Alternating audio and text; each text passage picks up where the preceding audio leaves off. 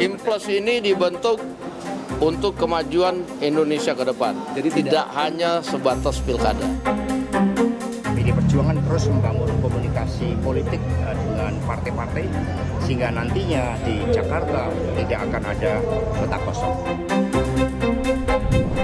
PDI Perjuangan nampaknya tak satu suara soal Pilkada Jakarta. Ketua DPP PDIP menyebut tidak akan membiarkan Pilgub Jakarta berlangsung dengan satu pasangan calon. Said Abdullah mengaku tengah menggalang komunikasi dengan partai lain untuk menghadapi Kim Plus di Pilkada 2024. Apakah PDIP ini ada kemungkinan bergabung ke Kim Plus khusus di Jakarta? daerah mana? Jakarta. Insya Allah Jakarta kami punya. Kami butuh 24 kursi untuk di DKI. Betul. Maka kemudian lintas partai berbicara. Kalau belum apa-apa orang, kemudian kursinya tidak dihitung, maka kemudian bisa mentok kepada urusan orang. Berarti proses yang terjadi. Padahal yang paling penting di balik orang itu bagaimana kebijakan, visi misi yang akan diemban oleh setiap calon. Lain Ketua DPP, lain pula politisi PDIP Effendi Simbolon. Ia menyebut kota kosong di Pilkada Jakarta merupakan keniscayaan. Ia bahkan menyebut semua partai satu suara mendukung Ridwan Kamil.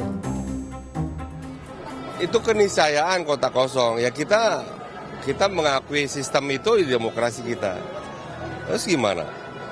Kecuali kamu passing grade-nya, threshold-nya yang kamu nolin ya. Ini kan 20%. Dan 50 plus 1 lagi di Jakarta. Jadi RK is the best lah. Karena dia ahli tata kota kan. Dia lulusan Berkeley kalau nggak salah ya. Dia lebih cocok masuk ke Jakarta kan, untuk mengelola kota ya. Karena otonomi ada di provinsi kan. Saat PDI Perjuangan goyah, Partai Keadilan Sejahtera PKS mengaku masih bulat mengusung Anies Baswedan Sohibul Iman. PKS berharap Partai Nasdem dan PKB tak berubah haluan di Pilgub Jakarta. Kami tentu harus secara rasional melihat siapa calon pasangan gubernur dan wakil gubernur yang akan berlayar, dan tentu kami akan berhitung potensi menangnya besar atau tidak. Jadi misalnya kami kan sejak awal memang mencalonkan Mas Anies misalnya. Kami sudah menawarkan kepada partai-partai lain untuk ayo kita usung bareng-bareng. Kemudian kami tawarkan kenapa Pak Sohibul Iman, karena kami partai dengan raihan terbesar di Jakarta. Dan kemudian ketika misalnya kami mendengar ada respon bahwa yang lain tidak ke Mas Anies, akhirnya berpotensi bahwa ini tidak berlayar, maka tentu kami akan memikirkan opsi-opsi yang lain. Lenggang kangkung di Pilkada Jakarta tak membuat Kim Plus bakal menang mudah melawan kota kosong. Dengan profil pemilih yang kritis, kota kosong justru bisa berubah jadi lawan tangguh. Ya. Masyarakat Jakarta itu menurut saya menjadi kunci juga, karena tentu sikap pemilihnya yang kritis itu akan menjadi sebuah tantangan yang tidak mudah juga buat elit partai politik yang ingin berusaha untuk memenangkan calon tunggalnya tersebut gitu ya. Karena kekritisan masyarakat Jakarta tentu refleksinya tadi berkaitan dengan apa yang terjadi di pemilu bulan Februari lalu. Sehingga kekhawatiran yang tadi saya sampaikan gitu ya, bahwa nanti ada satu situasi yang tidak mudah gitu untuk diinginkan oleh Kim Plus gitu ya untuk memenangkan calonnya, itu menurut saya juga tidak akan gampang gitu ya. Kim Plus adalah gabungan partai pendukung Prabowo Gibran di Pilpres 2024, ditambah dengan partai yang sebelumnya berseberangan dengan Koalisi Indonesia Maju. Jika wacana Kim Plus terwujud, bukan mustahil Pilgub Jakarta hanya satu kontestan alias lawan kota kosong. Tim Liputan, Kompas TV. Saudara, PDIP tidak akan membiarkan Pilgub Jakarta berlangsung dengan satu pasangan calon. PDIP juga mengaku telah menyiapkan sosok yang bakal berkompetisi di Pilgub Jakarta dan juga ikut bergerilya menjalin komunikasi dengan partai lain. Lantas apakah Pilgub Jakarta akan berlangsung dengan satu pasangan calon seiring wacana pembentukan Kim Plus? Kita bahas sore hari ini bersama dengan Direktur Eksekutif Parameter Politik ada Adi Praitno. Mas Adi, selamat sore. Terima kasih sudah meluangkan waktu untuk Rumah Pilkada. Sepertinya kan PDIP ini nggak gak bakal tinggal diam ya membiarkan ada satu pasangan calon atau satu pasangan calon ini akan melawan kota kosong. Tapi PDIP bisa apa sih Mas Adi yang Anda bisa lihat? Apakah akan nekat gitu untuk mengusung Anies? Ya saya kira memang kalau untuk mencegah kota kosong, PDIP harus memastikan ada partai politik lain di luar PDIP yang sanggup dan siap berkoalisi PDIP dan kemudian mengusung salah satu calon sebagai penantang dari kubu Kim. Calon bisa Ahok, calon itu bisa Anies atau siapa saja. Yang paling penting sebenarnya PDIP harus memastikan ada partai lain di luar PDIP yang sanggup untuk berkoalisi dan maju bersama dan menolak tawaran dari koalisi Kim untuk tidak menjadi koalisi besar. Itu kuncinya. Tapi kan biasanya partai-partai ini untuk bergabung dengan PDIP tentu ada beberapa instrumen yang harus dilihat. Nah, kira-kira apa tawaran dari PDIP yang kemudian membuat partai lain itu tergiur? Itu kan menjadi penting. Yang kedua, kira-kira apa atau siapa sosok yang dinilai akan diusung kompetitif dan kemungkinan besar akan memenangkan pertarungan secara terbuka. Ini yang saya kira memang bisa menjadi variabel untuk meyakinkan partai politik yang lain supaya mau berkoalisi dengan PDIP. Kalau mau ditambahkan yang ketiga, yaitu tentang kesanggupan logistik ya, apapun judulnya, karena pertarungan ini adalah pertarungan yang cukup terbuka di Jakarta. Yang saya kira membutuhkan resource, butuh kapital yang saya kira tidak sedikit dibandingkan dengan daerah-daerah yang lain. Tiga hal ini yang saya kira akan membuat apakah partai politik lain di luar PDIP, di luar Kim, itu tertarik berkoalisi dengan PDIP ataupun tidak. Karena kalau tanpa itu semua, sulit sebenarnya untuk membendung soal keinginan bagaimana menciptakan lawan kotak kosong di Pilkada Jakarta ini. Tapi kalau yang paling realistis kayaknya Anies ya, Mas Adi? Ya, saya kira kalau mau bicara itu tentu Anies paling realistis. Karena bicara tentang elektabilitas dan popularitas per hari ini saya kira Anies masih belum solid. Kalau PDIP kemudian mengumumkan Anies sebagai calon gubernur yang akan mereka usung, ya bukan tidak mungkin ada partai lain yang mungkin ya, entah itu PKB, entah itu PKS, entah itu Nasdem, yang juga tergerak hatinya tidak menjadi bagian dari Kim. Karena ada faktor Anies yang elektabilitasnya tinggi. Itu kan kalau kita membaca kondisi politik secara normal. Tapi kan problemnya dua hal. Problem pertama pada level PDIP, apapun judulnya, PDIP ini kan punya jarak psikologis yang cukup jauh dengan Anies. Erit politiknya cukup tebal untuk bisa didamaikan untuk satu kepentingan politik bersama. Yang kedua tentu PDIP ini adalah partai kader. Jarang ceritanya PDIP itu tidak pernah mengusung kadernya untuk bertanding dalam pilkada. Nah ini yang menarik bagi saya. Partai-partai non-Kim ini, PKS, Nasdem, dan PKB, ini kan tarikan politiknya adalah koalisi menjadi bagian dari Prabowo Subianto dan Gibran tahun yang akan datang. Kalau sebagai salah satu syarat untuk bergabung dengan Prabowo Gibran 5 tahun yang akan datang, salah satunya tidak mengusung Anies, inilah yang saya kira sehebat apapun tawaran dari PDIP, bukan tidak mungkin tiga partai itu akan justru bergabung dengan Kim. Karena irisannya koalisi 5 tahun di masa yang akan datang. Termasuk PKB ya? Juga jadi agak sulit ya. Tadi kan Mas Adi bilang nih agak sulit sepertinya ya untuk PDI Perjuangan dengan tadi beberapa faktor termasuk juga PDIP yang selalu mengusung kader, kemudian kan nggak bisa juga PDIP sendiri untuk mengusung nanti calon kepala daerah di Pilkada Jakarta. Kira-kira kalau nekat partai mana? PKB, kalau PKB kan kemarin sudah didatangin juga oleh Ketua Umum PSI, Kaisang Pangarep. Jadi kalau misalnya dilihat kalau PDIP nekat, kira-kira yang bakal digayat siapa? Per hari ini sebenarnya yang potensial nekat itu hanya PKS. Karena PKS itu kan sangat identik dengan Anies Baswedan. Sejak 17 yang lalu, di mana ada PKS, disitulah ada Anies Baswedan. Anies Baswedan itu kalau dibelah hati dan pikirannya adalah PKS.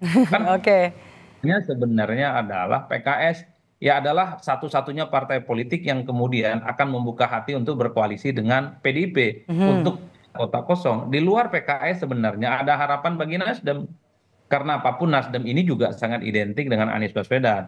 Bukan hanya diusung dalam Pilpres kemarin, tapi Anies ini adalah salah satu deklarator Nasdem sebelum menjadi partai politik. Makanya tidak mengherankan beberapa waktu yang lalu ketika Nasdem deklarasi dukung Anies, Nasdem mendukung tanpa syarat karena bagi Nasdem Anies itu sudah biru, jadi tidak perlu mengusulkan kader Nasdem untuk menjadi wakilnya Anies. Cuma problemnya begini Mbak, saya melihat bahwa komposisi soal menteri ajakan koalisi dari Kim kepada partai-partai yang kalah pemilu di luar PDIP ini kan menjadi bergen soal di pilkada.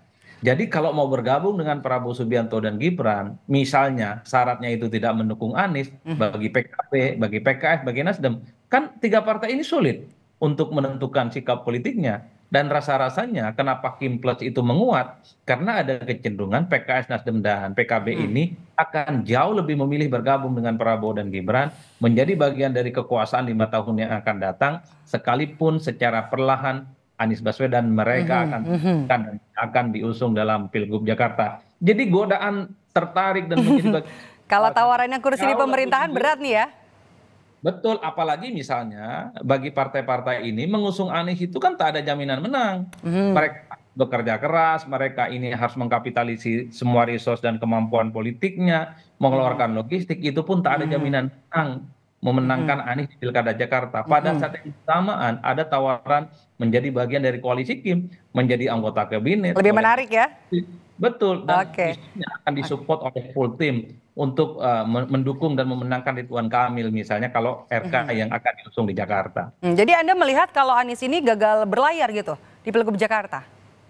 Ya, saya termasuk belakangan ini secara perlahan kok rasa-rasanya seperti PKB, Nasdem, dan PKS ini tidak terlampau sekuat dulu argumennya untuk mempertahankan Anies sebagai calon gubernur. Misalnya nih, yang paling dekat adalah PKS. Jarang PKS itu ngasih deadline kepada Anies soal menambah dukungan partai di luar PKS. Jarang-jarang ini dilakukan. Biasanya PKS ini kan cinta mati ke Anies. Jadi kemanapun Anies, disitulah PKS akan berlabuh. Apa yang terjadi pada PKS di Sumut, di mana memberikan dukungan kepada Bobi Nasution, karena alasannya Edi Rahmasadi itu sudah dapat deadline untuk cari tambahan partai, tidak ada. Ini sepertinya juga akan berlaku. Nah, yang kedua Nasdem, kita mendengar pernyataan elit Nasdem yang lain bahwa Rekom Nasdem itu pada akhirnya belum tentu ke Anies Baswedan. Itu kan sangat kelihatan ganggu, apalagi PKB dalam harlahnya diajak secara terbuka untuk menjadi bagian dari koalisi pemerintah.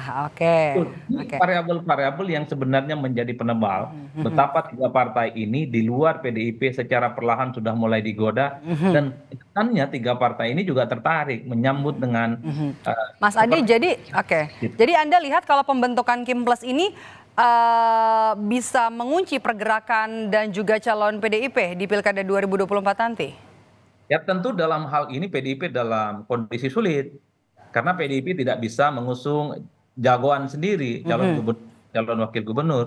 Satu-satunya cara bagi PDIP harus meyakinkan minimal satu partai politik supaya menggenapi syarat administratif sebagai kontestan di Pilkada Jakarta. Tanpa itu semua, maka bisa dipastikan yang akan menjadi dan bertanding di Jakarta itu kota kosong. Kalau tak ada calon yang kemudian menantang dari kubu Kim, satu-satunya harapan di luar kota kosong itu adalah jalur independen yang saat ini masih dilakukan verifikasi faktual. Tapi kan kita tahu, kalaupun toh muncul calon independen dia lolos verifikasi ikut bertanding misalnya, saya tidak terlampau yakin bahwa calon independen ini akan mampu memenangkan pertarungan secara terbuka. Karena kita tahu popularitas dan elektabilitasnya bahkan tidak pernah muncul di survei. Dari tiga partai ini kita realistis aja ya, kalau PDIP nggak bisa tinggal diam nanti membiarkan ada kota kosong nanti di Pilkada Jakarta. Strategi apa yang kemudian menurut Anda dari insight Anda nih Mas Adi yang harus diambil oleh PDI Perjuangan? Ya tak ada cerita lagi sebenarnya. Jadi partai itu harus ditawarkan jauh menggiurkan dibandingkan tawaran-tawaran dari Kim. Tapi apa tawaran dari PDIP itu yang saya kira per hari ini kita juga susah untuk meraba-raba apa tawaran yang kemudian menggiurkan sehingga partai-partai itu tak semuanya bergabung dengan Kim. Karena kekuatan Kim ini adalah kekuasaan politik, Mbak. Menjadi kekuasaan selama 5 tahun ke depan. Itu adalah angin surga yang saya kira dimimpikan oleh semua partai, termasuk partai yang kalah. Oleh karena itu, ini yang saya kira kita tinggal uji apakah gerilya politik yang dilakukan oleh PDIP mampu meyakinkan PKS, mampu meyakinkan Nasdem, dan mampu meyakinkan PKB supaya mereka itu tidak berkoalisi dengan Kim. Karena per hari ini, kalau kita men-tracking pembicaraan netizen dan pembicaraan publik, rasa-rasanya tiga partai di luar PDIP ini secara perlahan sudah ingin menentukan sikap politiknya menjadi bagian dari Kim. Jadinya seperti melawan kota kosong sudah ada di depan mata ya, Mas Adi, melawan kekuatan yang sangat besar begitu ya? Ya, nyaris tak ada obatnya ini. Nggak ada obat, oke. Hari ini. Jadi memang harus itulah siap publik dengan kota kosong di Pilkada Jakarta. Betul, apalagi misalnya PDIP tak lagi sebagai partai politik yang menang Pilpres, tentu kesulitan menawarkan apapun kepada partai-partai yang lain. Jadi partai yang lain ini lebih melihat siapa yang ngajak, siapa adalah Kim itu siapa? Adalah partai pemenang Pilpres. Di situ ada Gerindra, di situ ada Golkar khususnya, dan ada PAN, dan ada Partai Demokrat yang saya kira akses terhadap kekuasaan jauh lebih menggiurkan dibandingkan dengan yang lainnya. Ini yang saya kira menjadi tantangan yang cukup kuat sebenarnya bagi PDIP. Yang saya kira gitu ya, mereka ini per hari ini bagi saya belum ada resep, belum ada obat manjur supaya terjadi kotak kosong. Gak ada obat memang ya. Oke, baik, terima kasih sudah memberikan insight sore hari ini di program Rumah Pilkada. Sehat selalu Mas Adi.